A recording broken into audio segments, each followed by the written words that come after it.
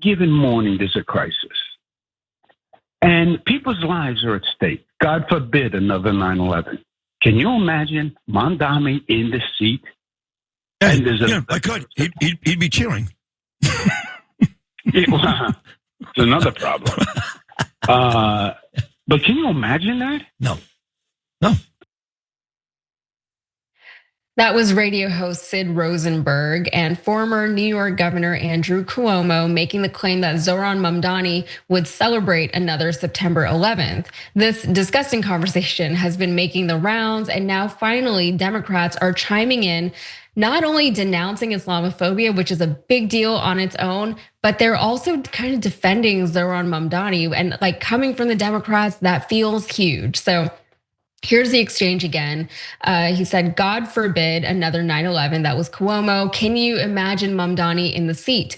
Rosenberg, who had already referred to Mamdani as a terrorist, interjected, yeah, I could. He'd be cheering. After a brief pause, Cuomo chuckled, said, that's another problem, he said. So he was definitely in agreement with what Rosenberg was saying. He was kowtowing to that line of thinking, right? Agreeing basically that Mamdani is an Islamicist and a terrorist, whatever. So Mamdani called the exchange disgusting and an affront to the city's Muslim population. There's a lot of Muslims in New York City.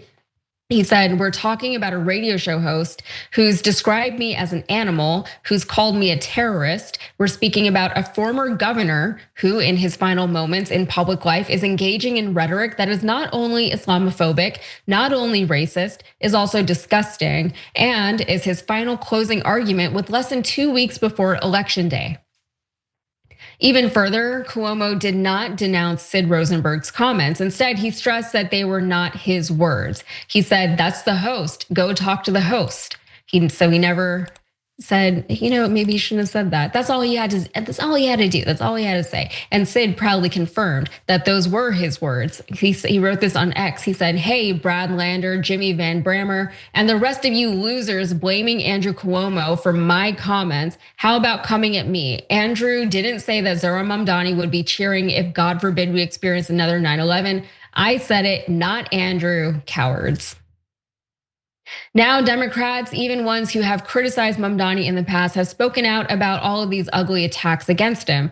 Representative Daniel S. Goldman posted this in support of Mamdani, saying, there's no room for hate and bigotry in our politics or in our country, and that includes naked Islamophobia, suggesting a Muslim candidate for mayor would cheer for a terrorist attack against the city that he's running to lead. This is what Trump and the GOP want, and we must reject it. Even Representative Richie Torres posted the following. He said it should be possible to critique a candidate's ideas without demonizing the candidate himself. To insinuate that a mayoral candidate would celebrate a second 9/11 is beyond disgusting and disgraceful. We all have a responsibility to lower the temperature and restore a measure of civility to our public discourse. Representative Jerry Nadler also chimed in. He said this is Cuomo's closing message to New Yorkers, making light of 9/11 and stoking hatred against the first Muslim mayor in New York City. Imagine if this kind of bigotry was used against any other faith, Jewish or Christian New Yorkers, would we just roll over and accept it? And finally, New York Governor Kathy Hochul said this. She said, time to get out of the gutter. Fear-mongering, hate speech, and Islamophobia are beneath New York and everything we stand for as a state. But Sid Rosenberg, he tripled down on his Islamophobia by posting this.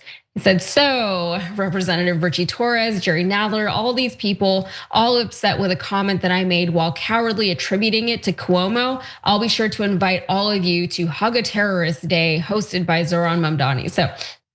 So much going on here. Waz, I remember when Obama was running for the presidency. What year was that? 2008. And how old was I? I was just out of high school at the time, right? I graduated 06, so I was barely in college, but I remember paying attention to that election and being kind of nervous that him being Black was going to be a thing that came up. And this was in 2008. So the United States was a lot less overtly racist back then as it is today, right? So even back then that was a concern, but It maybe didn't have to be, because I didn't really see a whole lot of it, right? The Republicans, they did not mention the fact that he was Black. It didn't come up. People weren't like on Twitter like they are today, or maybe they were and I just wasn't, but it wasn't a thing. This racial discourse around this Black presidential candidate and president that we ended up having. I think toward the end of his term, that did become more of a thing. And then we saw what happened at the end of his term. We got Donald Trump as a president. And the world was a very different place after the Obama administration as it was from before. And we had 9/11 with under George W. Bush. That was 2001. And even then, like it was very, like, even George W. Bush came out and said not all Muslims are bad, which is like really a low bar. It's a very low bar, but at least he said it, right? Mm-hmm. And that was coming from George W. Bush. And at the time, I remember being surprised that he said anything at all, because he also used 9/11 as an excuse to like pillage all of these Muslim countries in the Middle East. And in my opinion, the American people didn't really understand the difference between like Afghanistan and Saudi Arabia and Iraq. So they were just like, yeah, just go do what you got to do. And so he invaded Iraq. But anyway, all of that, like the idea that he's bringing up 9/11 as he's running for mayor of New York City, knowing that that is a soft spot for New Yorkers, but also knowing that like there's so many Muslims in New York City. There's so many brown people in New York City who look like Muslims, right? Because if you're a racist, you're not gonna be like, oh, are you Muslim? Are you from this country? Before I'm racist against you, like let me know how racist I should be. No, they're just gonna look at you. So it's very tone deaf, and it is very telling also that this is his line of rhetoric 2 weeks leading up to the election. Like, does he have nothing else to say? Does he have nothing else to run on, that he just has to resort to fear mongering and identity politics and just racism and Islamophobia to maybe garner any last minute support that he has? So what are your thoughts, Waz?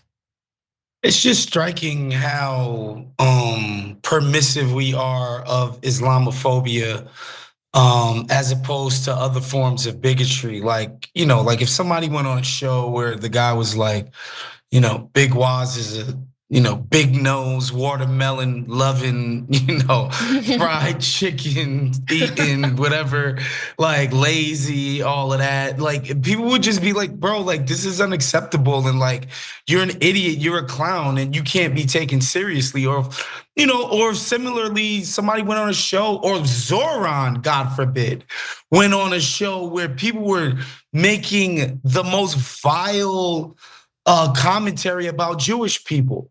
Like it would just be obviously unacceptable and roundly just killed by everyone. And with Cuomo, he's just like, yeah, I'm fine with going on a show with this level of bigotry and just kind of laughing and nodding along. It's just, I don't know. That's what struck me, is like the permissiveness with which we treat just rank Islamophobia even today in 2025.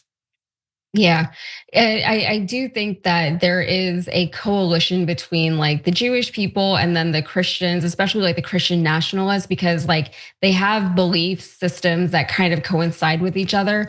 And with the Muslims, I think the Muslims have become like an easy target for those two groups to demonize, even as those other two groups also do get, kind of their fair share of demonization, but also like play the victim a lot of the time, especially like the Christian nationalists are always the victim. And it's like, you guys are running the country right now. Like we know that you guys are running the country. So it's interesting that Islamophobia is still so permissive in this country. It's so, commonplace to hear brown people be called terrorists. And it's like, why are we doing any of this?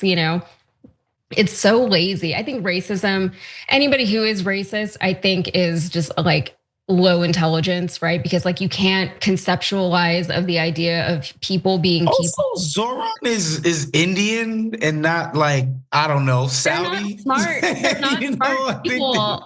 Like Waz, they're not smart people. That's what I'm saying. Like all they see is a brown person. Like his mom was making movies about like Kama Sutra and stuff. Like I don't think this guy's a Muslim fundamentalist, guys. Yeah, it's so insane, and like I'm Muslim, but I'm not like we're practicing Muslim. But even still, like I was raised like around Muslim people, and yeah, there's a spectrum of how religious these people are, just like any other group. Like Who knew? Yeah, it's like not all Christian people are like Amish, like but Muslims don't get that kind of consideration. Or you wouldn't look at every Christian person like those fundamentalist people in Utah with the 30 wives and stuff. Like that's a form of Christianity that is way outside of the mainstream, but no Christian politician would ever get up there and somebody's like, yo, are you gonna take multiple wives like the dudes in Utah? Like that makes no sense.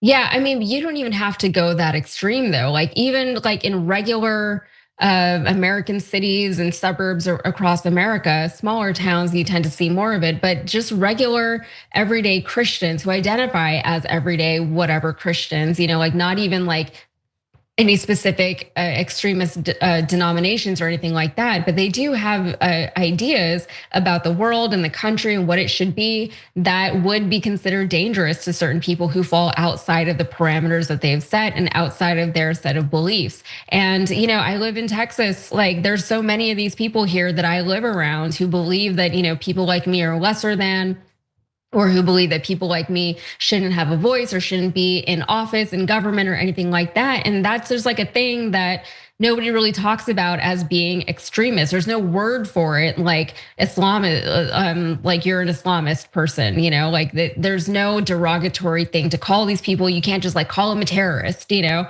So it does feel very lazy to me. Every time you ring the bell below, an angel gets his wings. Totally not true, but it does keep you updated on our live shows.